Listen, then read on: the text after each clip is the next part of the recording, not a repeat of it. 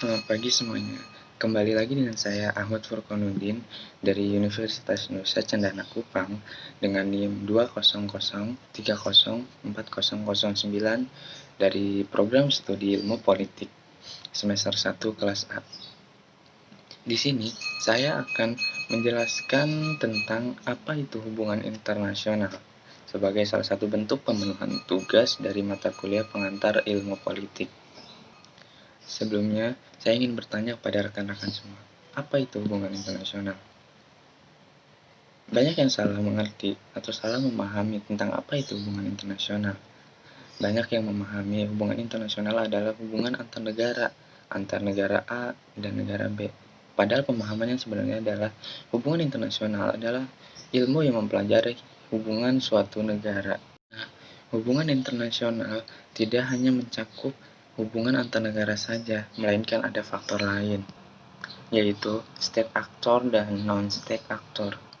Nah, state actor ini adalah aktor-aktor yang memang terlibat dalam suatu negara, misalnya pemerintahan, presiden, menteri-menteri, dan yang lainnya.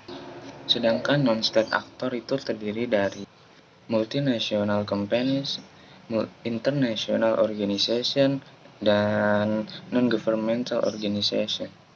Nah, hubungan internasional berkaitan erat dengan upaya suatu negara menghadapi tantangan internasional seperti ketidakseimbangan perdagangan dunia, isu keamanan, masalah lingkungan secara global, dan kemiskinan melalui kerjasama antar negara. Oke, sekarang kita ke pengertian hubungan internasional.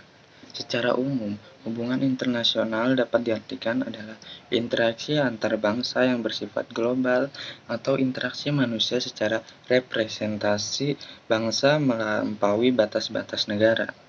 Namun secara etimologis, hubungan internasional diartikan ialah ilmu yang mempelajari hubungan suatu negara, termasuk peran segenap negara, organisasi antar pemerintah atau INGO, organisasi non-pemerintah internasional atau INGO, organisasi non-pemerintah, NGO, dan kemudian perusahaan multinasional atau MNC.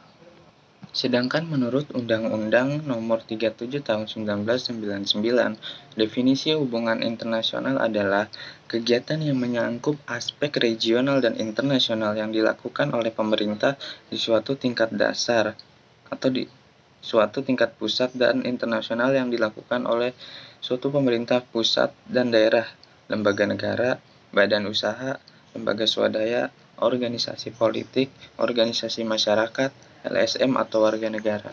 Internasional memiliki arti penting karena hubungan internasional dianggap penting dalam rangka untuk menumbuhkan saling pengertian antar bangsa, mempererat hubungan persahabatan dan persaudaraan antar bangsa, saling mencukupi kebutuhan masing-masing negara.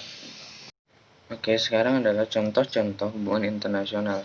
Yang pertama adalah hubungan atau kerjasama bilateral. Kerjasama bilateral adalah kerjasama yang dilakukan oleh dua negara, biasanya dalam bentuk diplomatik, perdagangan, pendidikan, dan kebudayaan.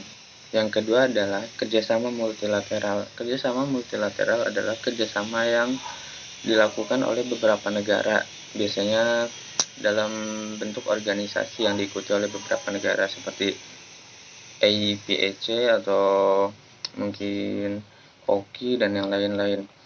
Yang ketiga adalah hubungan atau kerjasama regional. Kerjasama regional adalah kerjasama yang dilakukan oleh beberapa negara dalam satu kawasan yang sama. Contohnya Indonesia yang mengikuti ASEAN yang menjadi organisasi internasional dalam kawasan Asia Tenggara. Yang selanjutnya adalah manfaat hubungan internasional bagi Indonesia. Yang pertama adalah manfaat secara ideologi, yakni untuk menjaga dan mempertahankan kelangsungan hidup bangsa dan negara Indonesia. Yang kedua, manfaat politik, yakni untuk menunjang pelaksanaan kebijakan politik dan hubungan luar negeri yang diabdikan untuk kepentingan nasional. Yang ketiga, manfaat ekonomi, yakni untuk menunjang upaya meningkatkan perkembangan ekonomi secara nasional. Selanjutnya adalah manfaat dalam bentuk sosial dan budaya, yakni untuk menunjang upaya pembinaan dan pengembangan nilai-nilai sosial budaya suatu bangsa dalam upaya penanggulangan terhadap setiap bentuk ancaman, tantangan, hambatan, gangguan, dan kejahatan internasional dalam rangka pelaksanaan pembangunan secara nasional. Selanjutnya, manfaat perdamaian dan keamanan internasional, yakni untuk menunjang upaya pemeliharaan dan pemulihan perdamaian dunia, keamanan, dan stabilitas nasional. Dan selanjutnya, manfaat kemanusiaan, yakni untuk menunjang upaya pencegahan dan penanggulangan setiap bentuk bencana serta rehabilitasi akibat-akibatnya. Dan yang terakhir adalah tujuan melakukan hubungan internasional. Yang pertama adalah untuk menjaga ketertiban dan perdamaian dunia sesuai dengan pembukaan Undang-Undang Dasar 1945. Tujuan negara Indonesia adalah ikut melaksanakan ketertiban dunia berdasarkan kemerdekaan, perdamaian abadi, dan keadilan sosial. Untuk kepentingan nasional, menjalin kerjasama dalam bidang militer, politik, ekonomi, keamanan, sosial, pendidikan, kebudayaan, dan yang lain-lainnya. Dan yang ketiga adalah perbedaan sumber daya alam, karena setiap negara tidak akan mampu mencukupi kebutuhan dalam negerinya sendiri tanpa bantuan negara lain, sehingga perlu melakukan hubungan internasional yang bertujuan untuk memenuhi kebutuhan dalam negeri masing-masing. Dan yang terakhir adalah manfaat hubungan internasional untuk bisa saling membantu antar negara.